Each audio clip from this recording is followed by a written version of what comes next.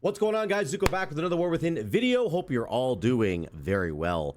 We're going to look at another, what I like to call passive healing build. And I know some weird people have a problem with me saying that. I don't know why, but all that really means is that it is a build that produces a lot of healing, and in this case, actually some damage as well, passively. So without you having to do too much other than, say, put a totem down or put a hot on somebody or that kind of thing. I want to look at the Totemic version of a passive healing setup. Like I did one with Farseer before, and now we're going to look at a Totemic version because I think there are some incredible benefits from the Totemic hero tree. And so I want to make sure I highlight those. This build in some ways has even more passive healing than the Farseer one. The Farseer one, of course, relies on you summoning your ancestors, and then they produce a whole bunch of healing whenever you push one of your buttons, right? And then, of course, you still have healing stream totems and riptides and healing rain going down. Pardon my voice. In this build, you're reliant on the totem that you put down, which is, of course, your surging totem. That replaces your healing rain, and it does an enormous amount of healing all on its own. And then, of course, whenever you do summon it, you get these 3 buffs, these little things that are swirling around the totem.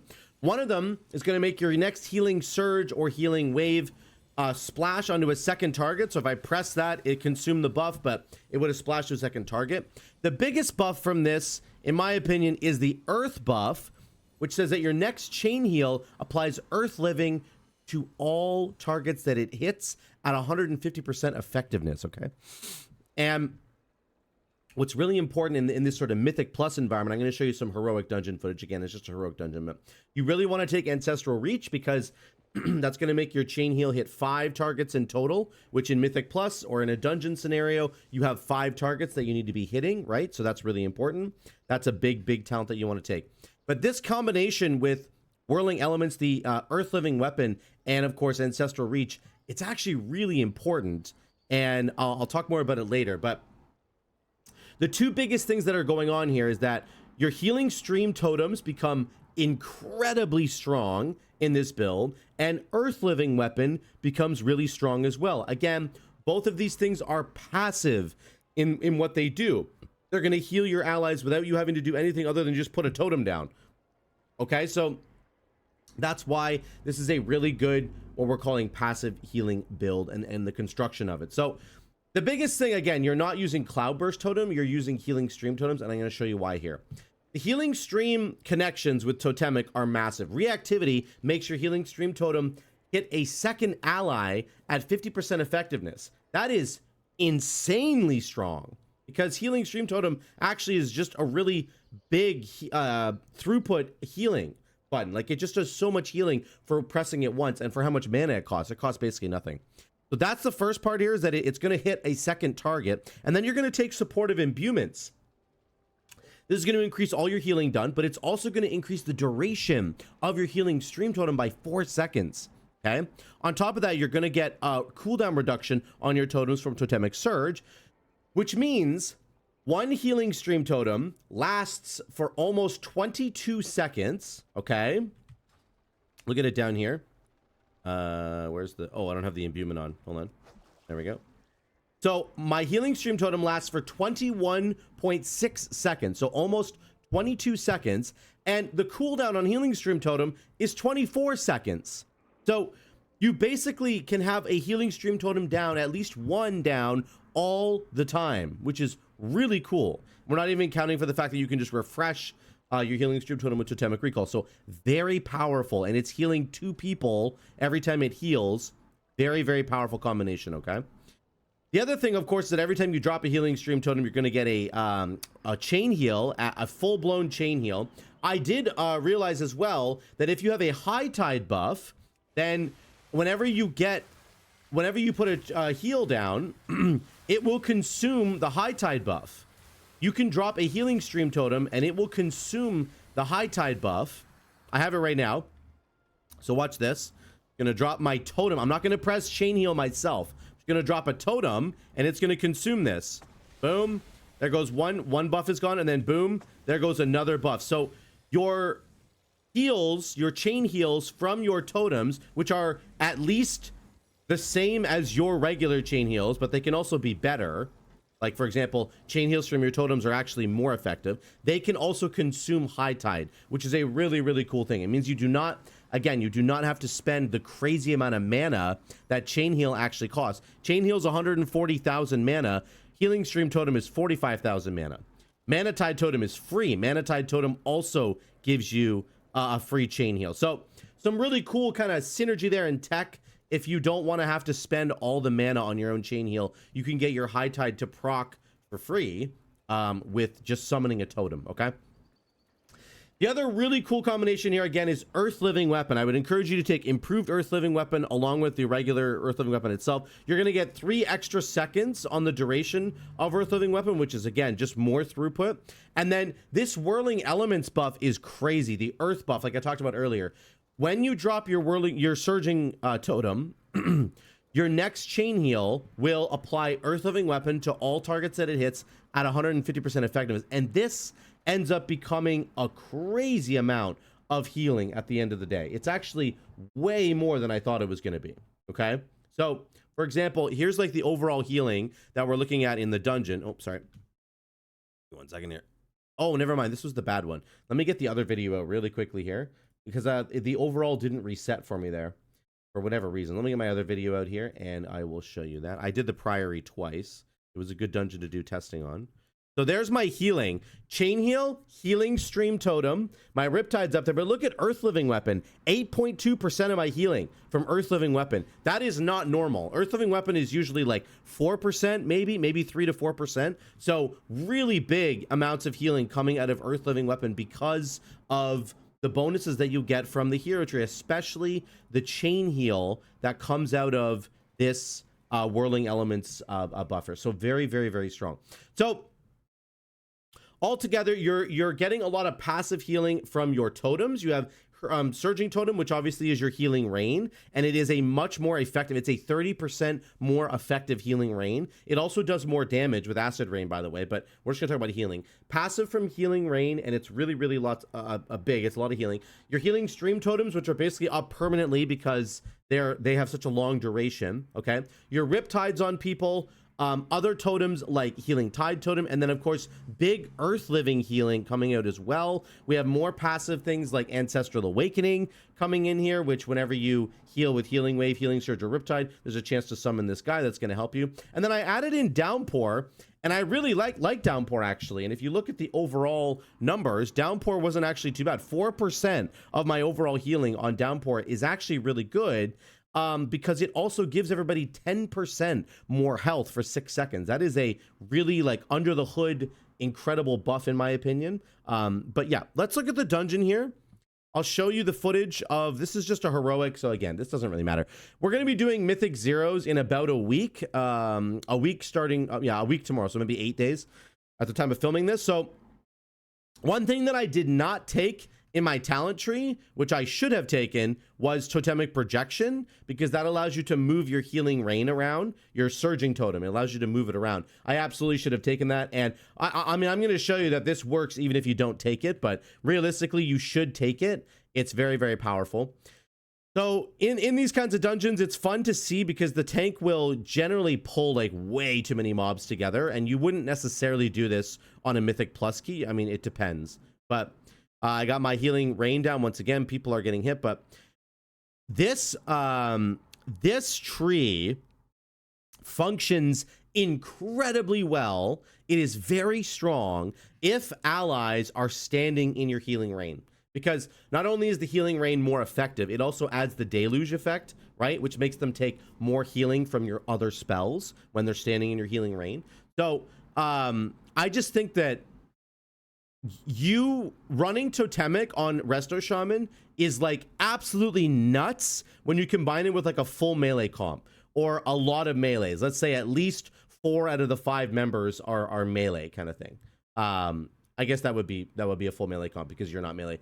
Let's say 3 out of the 5 are melee. I don't know. My point is Everybody who can stand inside your healing rain will make your damage, or sorry, your healing way more effective, because they're just getting so much healing out of the Surging Totem itself, because you get the splashing healing surges. That's one of the buffs you get from Surging Totem, right? Your healing surge will splash to somebody else. And then that chain heal giving you a bunch of earth living, but just the actual healing coming out of healing rain is good as well. So yeah, my thought here is that I think this is kind of like the premier melee healer. I think Shaman has always kind of been that way, especially with the Sky Fury buff that you're giving to your team as well. Giving their auto attacks a chance to strike again, and then obviously giving the mastery on top of it. So I think that Resto Shaman, and especially Totemic Resto Shaman, is just incredible for melee comps in Mythic Plus, and it's something that you should definitely look at if you're running a melee heavy comp. If you've got like a Rogue, maybe an Enhancement Shaman, those are both very strong in Season 1. Maybe a Fury Warrior. It'd be like Rogue, Enhancement Shaman, Fury Warrior, and then like whatever. Go Brewmaster Monk, potentially. That would be an insane melee comp with your Resto Shaman in the back supporting everybody, and then they're all just standing. There's a huge downpour, by the way. So again, the numbers are whatever, because I'm going to show you a tough fight here in a second. I detonate my downpour right there, and that was the bulk of the healing in this fight.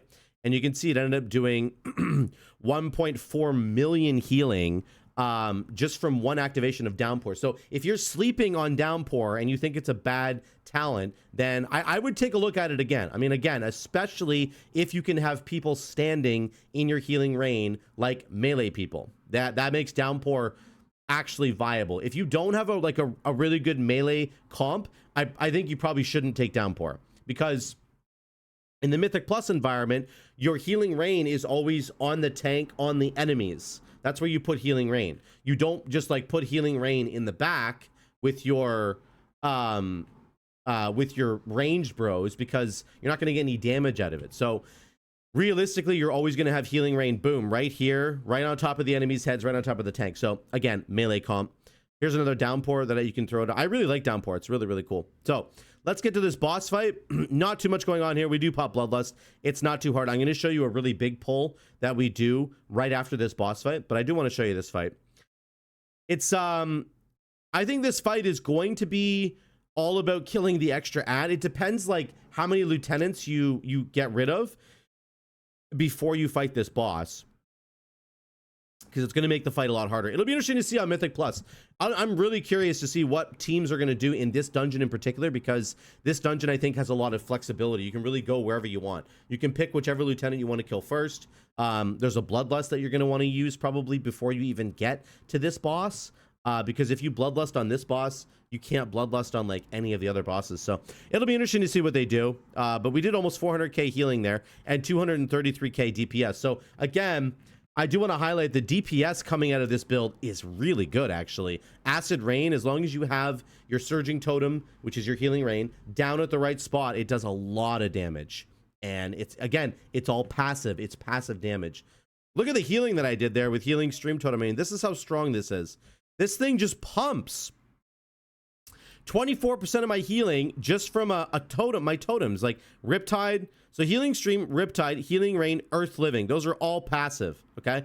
That's 34, 42, 40, it's like 50% of my healing is just passive right there. Ancestral Awakening, another 5%, 55%. Like, I'm telling you guys, this is just amazing. It's all happening basically in the background. You just have to put a totem down, press a Riptide, put the Healing Rain on the ground, and it just does its thing. They just do so. Here's the big pull.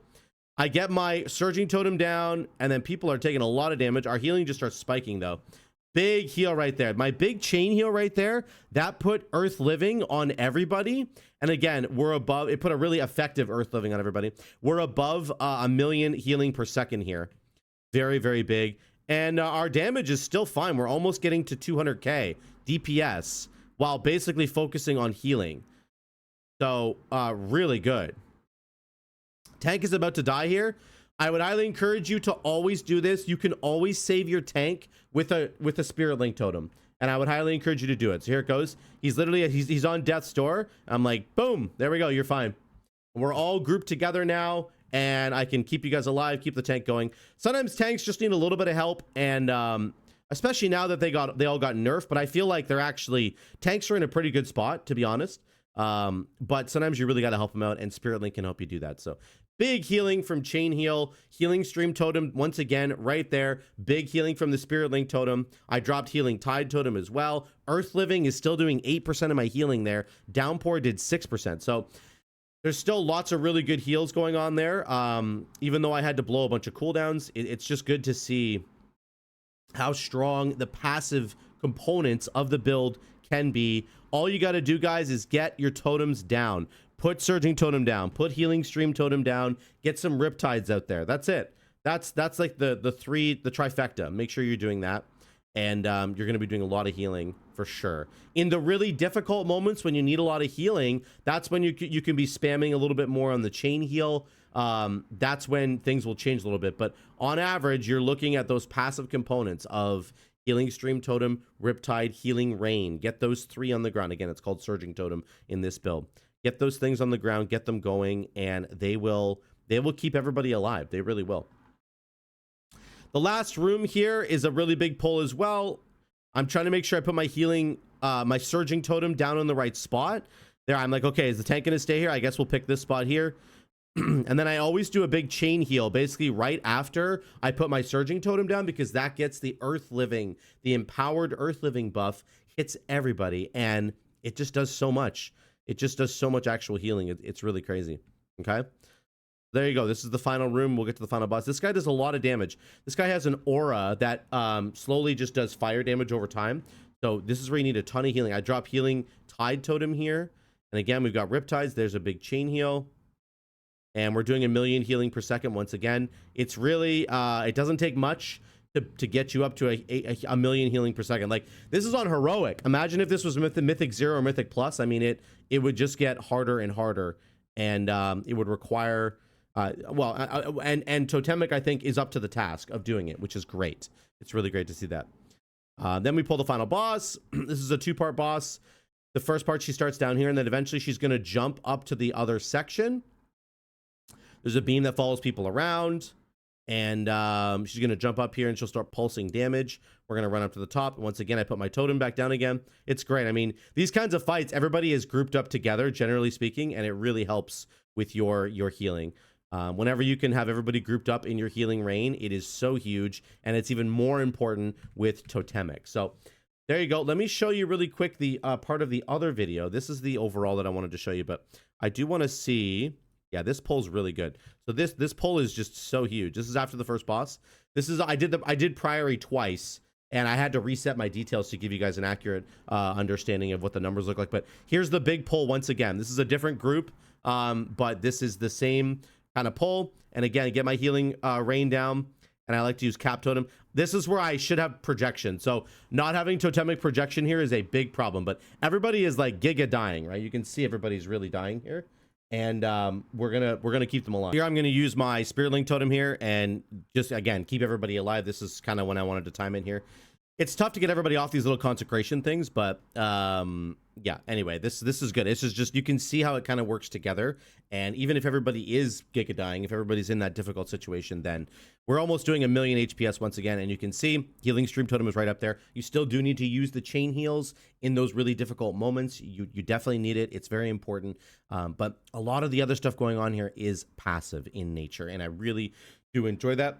I think it's super strong. I think Shaman in general is just super strong right now, Resto Shaman. So let's look at the overall numbers once again. We'll go to the very end here. And I just want to say that I think that if you don't want to play Farseer, if you're not into the extra ancestors coming out, I think that this is a great build for you. I think Totemic will work really well. I think it's going to work really well in the raid, but it's very good if you just don't want to have to deal with maintaining those ancestors every 15 to 30 seconds.